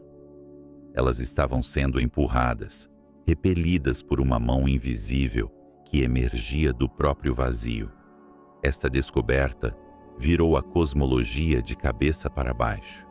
Durante décadas, assumiu-se que o espaço vazio era inerte, um palco passivo onde o drama da matéria acontecia. A mecânica quântica já havia sugerido que o vácuo era um caldeirão fervilhante de partículas virtuais aparecendo e desaparecendo, mas a escala dessa energia parecia irrelevante para o movimento das galáxias. Agora, os dados das supernovas diziam o contrário. O vazio tinha peso, o nada tinha força. Para explicar essa aceleração, os físicos tiveram que ressuscitar um fantasma que o próprio Einstein havia tentado exorcizar, a constante cosmológica. Mas agora, ela não era um fator de correção para manter o universo estático. Ela era a manifestação de uma energia inerente ao próprio espaço. À medida que o universo se expande, cria-se mais espaço. Se o espaço tem energia, então cria-se mais energia. E essa energia exerce uma pressão negativa, uma espécie de antigravidade que empurra o universo para fora com violência crescente. A gravidade, sendo uma força atrativa, dilui-se à medida que a matéria se espalha. Mas essa nova força, que viria a ser batizada com um nome que evoca nossa profunda ignorância, energia escura, não se dilui. Ela é constante.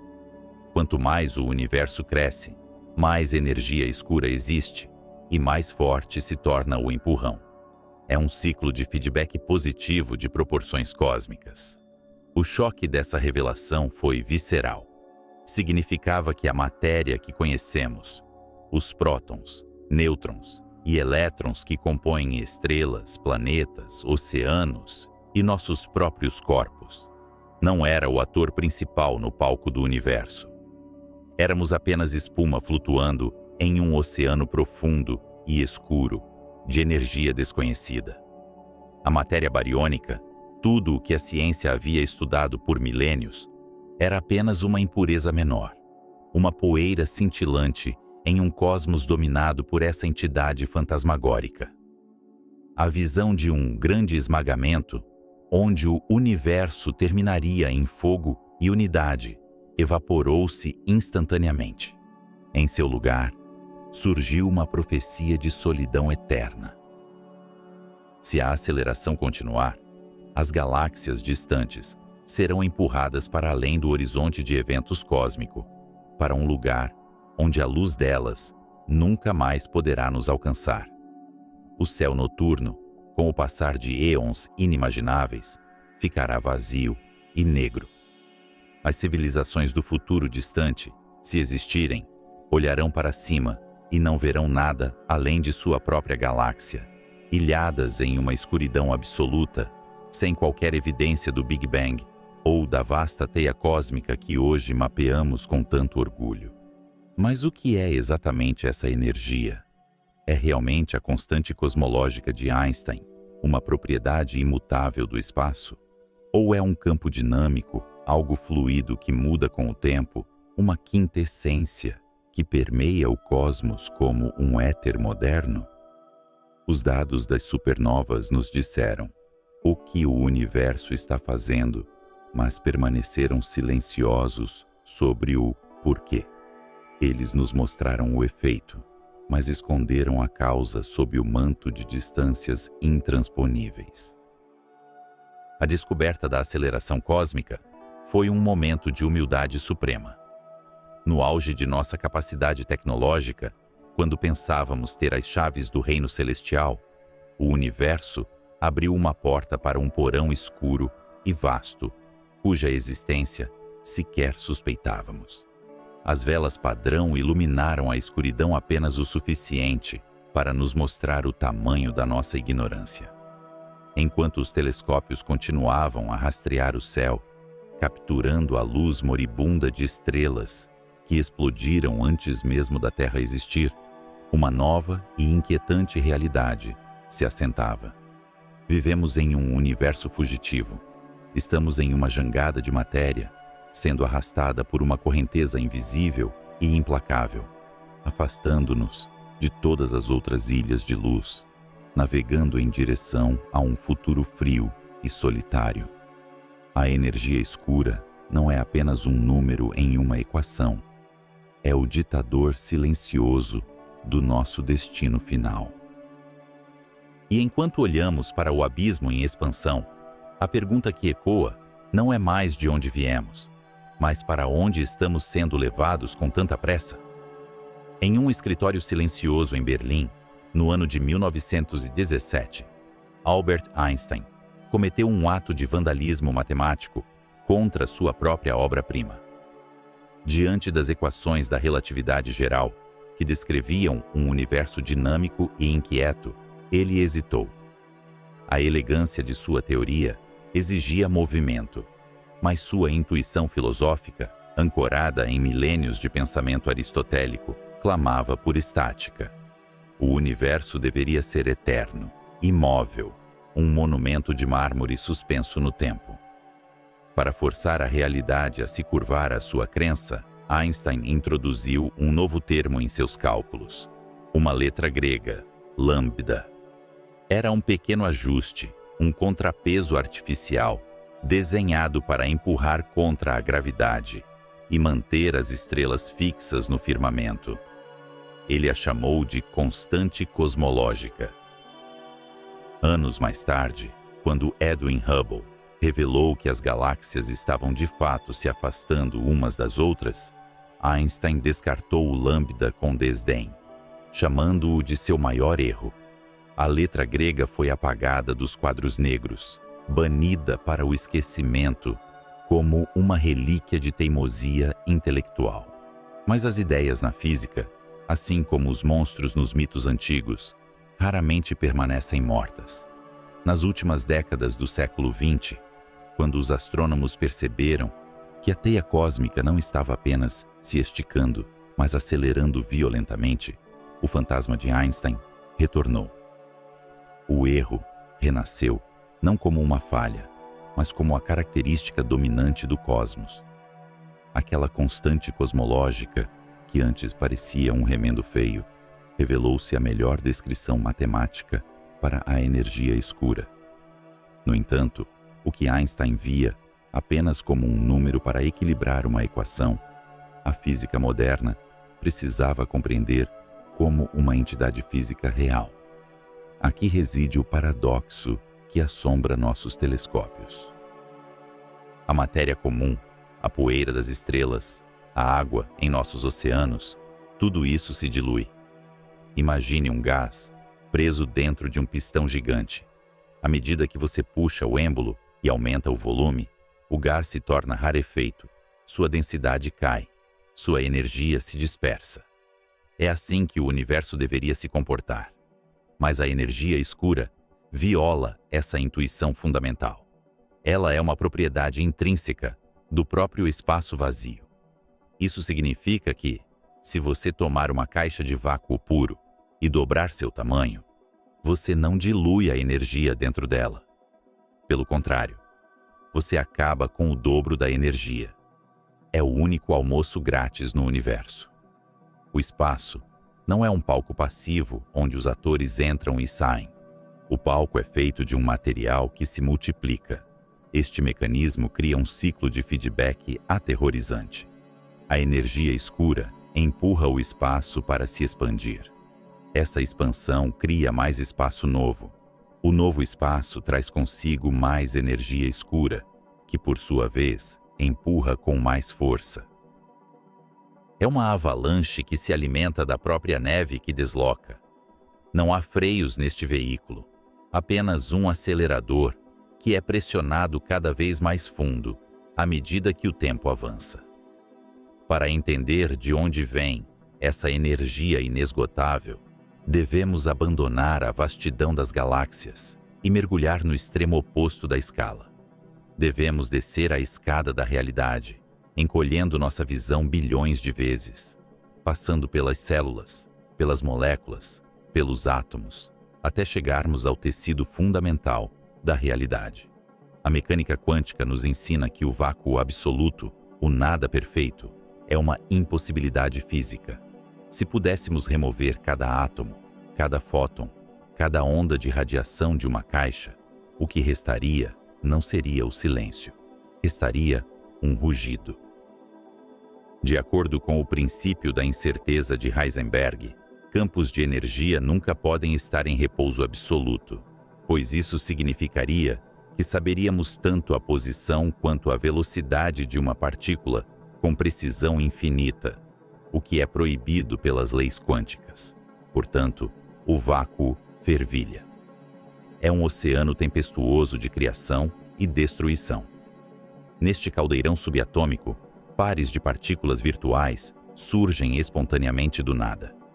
Um elétron e seu oposto, um positron, materializam-se emprestando energia do próprio vácuo. Vivem por uma fração de segundo, inimaginavelmente curta, e então colidem, aniquilando-se mutuamente e devolvendo a energia ao banco cósmico. Isso acontece em todos os pontos do espaço, a todo momento. O espaço vazio é, na verdade, um plenário de atividade frenética, uma espuma quântica efervescente. Os físicos teóricos, armados com a audácia de quem decifrou o átomo, decidiram calcular quanto essa atividade frenética pesa.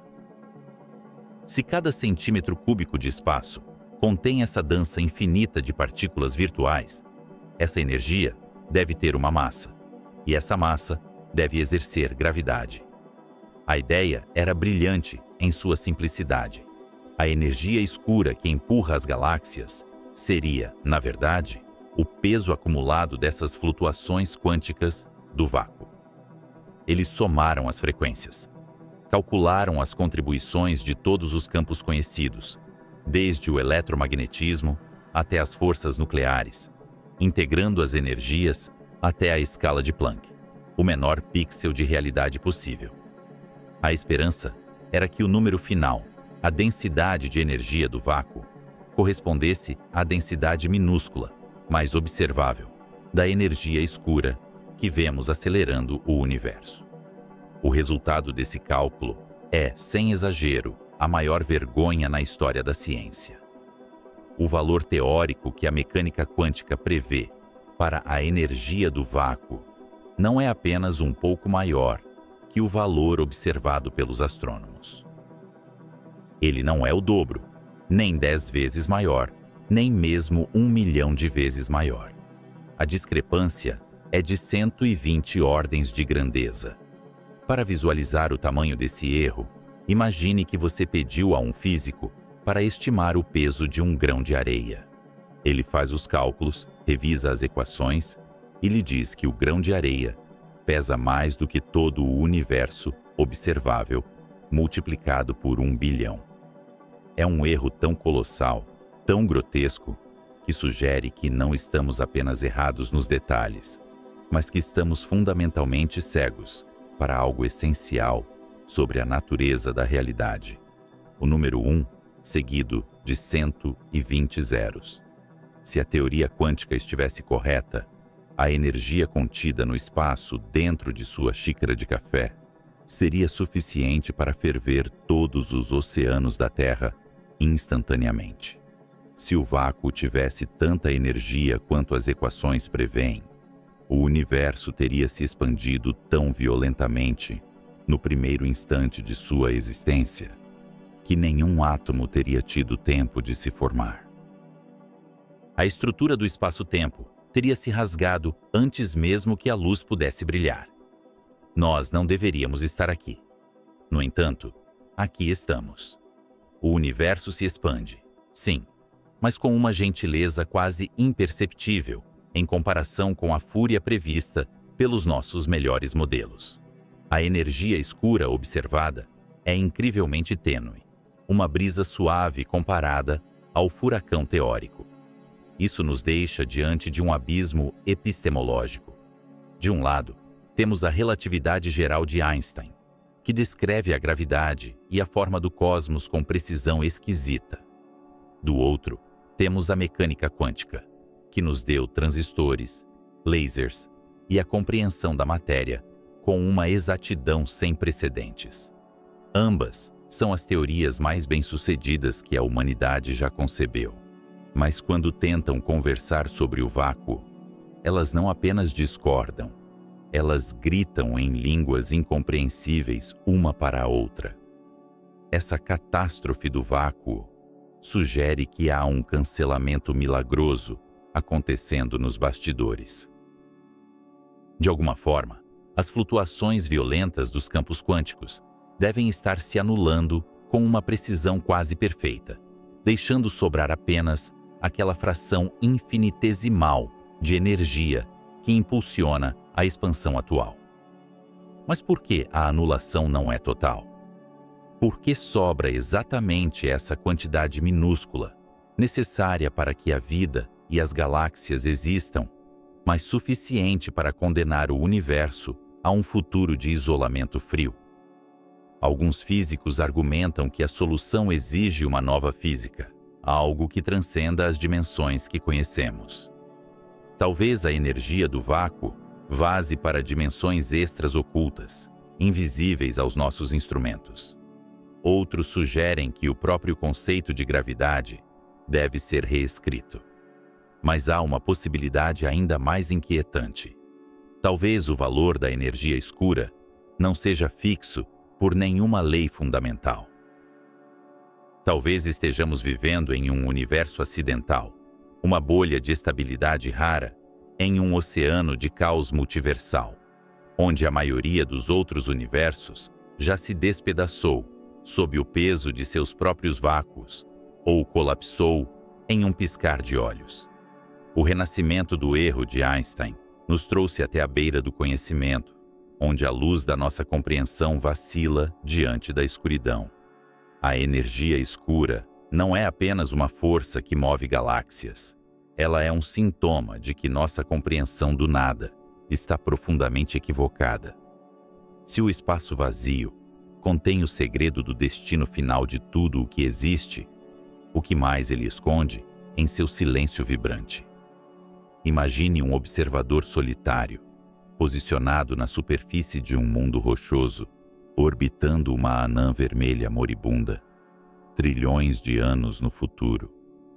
Ele aponta seu telescópio para o céu noturno, esperando encontrar a tapeçaria cintilante de galáxias, nebulosas e aglomerados estelares que tanto nos fascina hoje. Em vez disso, ele encontra apenas um abismo de escuridão absoluta. Não há Andrômeda, não há galáxia do Triângulo, não há o brilho difuso de estruturas distantes. Para esse astrônomo do futuro, a Via Láctea e seus remanescentes fundidos constituem a totalidade do cosmos. Ele poderia deduzir que vive em um universo estático, uma ilha solitária de matéria cercada por um oceano infinito e vazio. A história do Big Bang, a radiação cósmica de fundo e a expansão majestosa do espaço-tempo teriam sido apagadas, perdidas para sempre, além de um horizonte de eventos cosmológico que se fechou como uma cortina de ferro. Esta é a tragédia do conhecimento que a energia escura nos impõe. Estamos vivendo em uma era privilegiada, uma janela temporal estreita, onde a luz das galáxias distantes ainda consegue alcançar nossos sensores antes que a expansão acelerada as arremesse para além de nossa visão. Mas o destino final do universo não é apenas uma questão de visibilidade. É uma questão de estrutura, de sobrevivência da própria matéria. Para entender como essa história termina, devemos olhar para a natureza dessa força invisível que domina o cosmos. Os cosmólogos representam essa natureza através de um número simples, um parâmetro conhecido como equação de estado, representado pela letra W. Se W for igual a -1, a densidade da energia escura permanece constante enquanto o universo se expande, uma verdadeira constante cosmológica, como Einstein imaginou. Se W for menor que -1, entramos no reino aterrorizante da energia fantasma, onde a força repulsiva cresce com o tempo, tornando-se cada vez mais virulenta. Vamos projetar a linha do tempo seguindo o primeiro cenário, o caminho do W igual a -1. Este é o caminho para o grande congelamento, ou a morte térmica. Neste futuro, a aceleração continua a afastar os aglomerados de galáxias uns dos outros. O espaço entre eles se estica tão rapidamente que a luz emitida por uma galáxia vizinha jamais alcançará a nossa. O universo observável começa a encolher, não em tamanho físico, mas em conteúdo. As galáxias desaparecem da nossa vista, uma a uma, cruzando o horizonte cósmico, vermelhas e fracas, até se desvanecerem no nada. É como estar em um navio no meio do oceano, enquanto a curvatura da Terra se acentua drasticamente, fazendo com que todas as outras embarcações desapareçam abaixo da linha do horizonte, deixando-nos completamente sós. Dentro da nossa fortaleza gravitacional local, a Via Láctea e Andrômeda já terão completado sua dança gravitacional, fundindo-se em uma única galáxia elíptica gigante, muitas vezes chamada de Milcomeda. Mas fora dessa ilha, o universo se torna um lugar frio e silencioso. A formação de estrelas cessa à medida que o gás livre é consumido ou expulso para o vazio intergaláctico. As grandes estrelas azuis e brancas explodem e morrem, deixando para trás anãs brancas, estrelas de nêutrons e buracos negros. O universo torna-se avermelhado, iluminado apenas pelo brilho fraco das anãs vermelhas de vida longa, as últimas vigias da era estelar. Mas até elas têm um fim. Daqui a 100 trilhões de anos, a última estrela se apagará. O cosmos entrará na era degenerada. O céu será um cemitério de cadáveres estelares frios. Se a teoria do decaimento do próton estiver correta, a própria matéria bariônica, os blocos de construção dos átomos que compõem nossos corpos e planetas, começará a se dissolver. A matéria sólida deixará de existir, evaporando-se em uma névoa tênue de partículas subatômicas e radiação. Restarão apenas os buracos negros, os últimos imperadores do universo. Monstros de gravidade que devoraram tudo o que podiam. No entanto, nem mesmo eles são imortais. Através do processo sutil da radiação Hawking, eles começarão a evaporar, devolvendo sua massa ao vácuo na forma de fótons frios. Os buracos negros gigantes levarão Googles de anos para desaparecer, mas quando o último deles explodir em um flash final de luz, o universo entrará na Era das Trevas, um estado de entropia máxima, um vasto mar de fótons, neutrinos e elétrons, separados por distâncias tão incomensuráveis que raramente, ou nunca, se encontrarão. O tempo perde o sentido, pois nada acontece. O universo se torna um túmulo gelado e eterno. Contudo, existe um destino ainda mais violento e dramático, caso a energia escura não seja constante, mas sim crescente. Se o parâmetro W for menor que -1, a energia fantasma assume o controle e nos conduz ao grande rasgo. Neste cenário, a densidade da energia escura aumenta à medida que o universo se expande. A força repulsiva torna-se tão potente que supera todas as outras forças da natureza, desmantelando as estruturas do cosmos de fora para dentro, como um furacão que primeiro arranca o telhado de uma casa, depois derruba as paredes e, finalmente, desintegra os móveis. Imagine a linha do tempo final. Aproximadamente 60 milhões de anos antes do fim, a gravidade que mantém a nossa galáxia unida, a Via Láctea, sucumbe. A energia fantasma supera a atração gravitacional do centro galáctico. As estrelas nas bordas espirais se desprendem e vagam sozinhas pelo vazio. A majestosa estrutura espiral se dissolve, espalhando bilhões de sistemas estelares em um isolamento absoluto. A destruição avança implacável. 3 meses antes do fim do tempo, a força repulsiva penetra nos sistemas solares. A gravidade do nosso Sol já não consegue segurar a Terra em sua órbita. Os planetas se desprendem e derivam para o espaço profundo, solitários e congelados. 30 minutos antes do fim, a energia fantasma desce à escala planetária. A própria Terra não consegue suportar a pressão interna do espaço expandindo-se dentro dela. A crosta se racha, o manto explode e nosso planeta se desintegra em uma nuvem de poeira e rocha. Mas a energia fantasma não para por aí. Ela tem fome de escalas cada vez menores.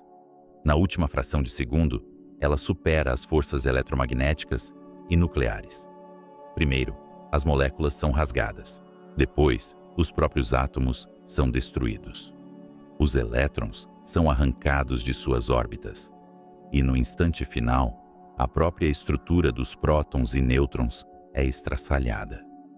O tecido do espaço-tempo, incapaz de conter a energia infinita que brota de cada ponto, rompe-se catastroficamente.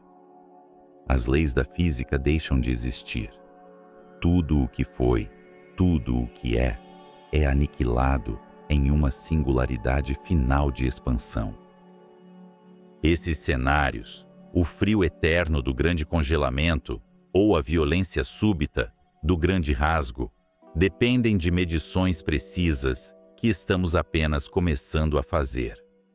Estamos observando as sombras projetadas por essa energia misteriosa, tentando ler o futuro nas entrelinhas da luz estelar distorcida. Há uma ironia poética profunda em nossa situação. Somos criaturas forjadas nas fornalhas de estrelas mortas, compostas por átomos que um dia poderão ser rasgados ou decair no esquecimento, tentando compreender uma força que dita que nossa existência é efêmera, não apenas individualmente, mas cosmicamente. O universo parece indiferente à complexidade que abrigou por bilhões de anos. No entanto, há uma terceira possibilidade, uma alternativa que sugere que o fim pode não ser o fim, mas sim um novo começo. Alguns modelos teóricos propõem que a energia escura pode ser dinâmica de uma maneira cíclica, que a expansão pode um dia reverter, ou que o nosso vácuo pode decair para um estado de energia mais baixo, reescrevendo as leis da física instantaneamente.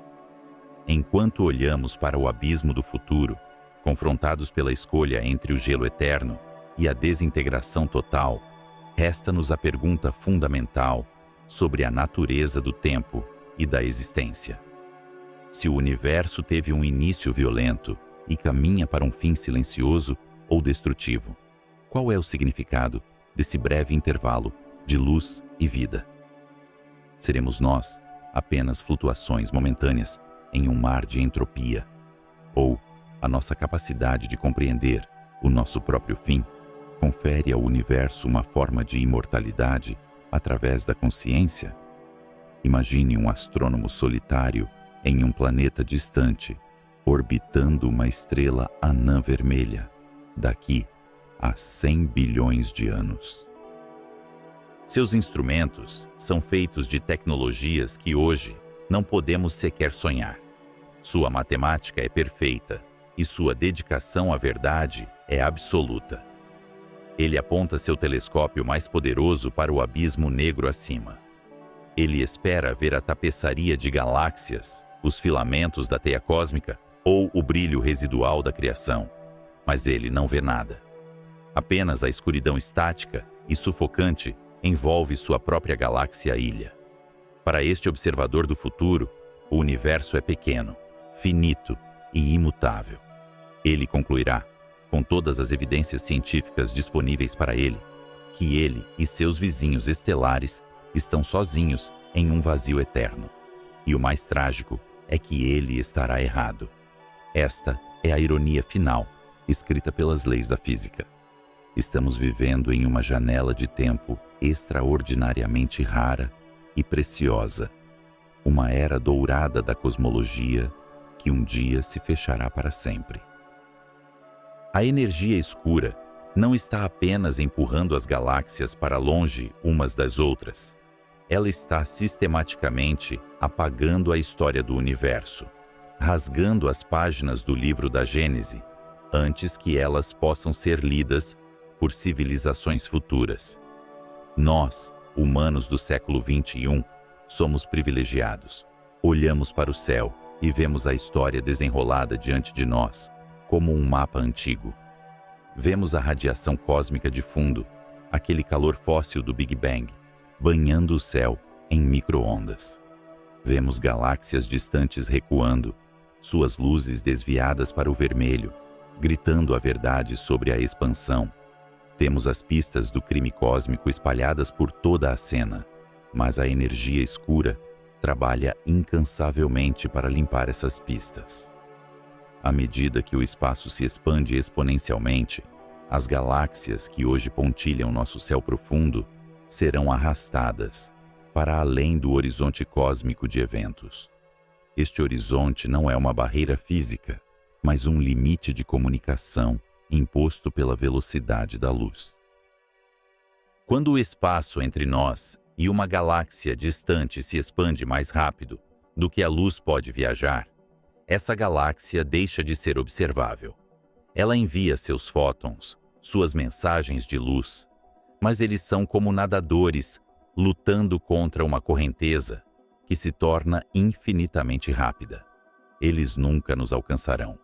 Um por um, os objetos do céu noturno cruzarão esse horizonte e desaparecerão, como navios caindo na borda de uma catarata silenciosa. Primeiro, perderemos as galáxias mais distantes, aquelas que hoje nos dão vislumbres da infância do cosmos.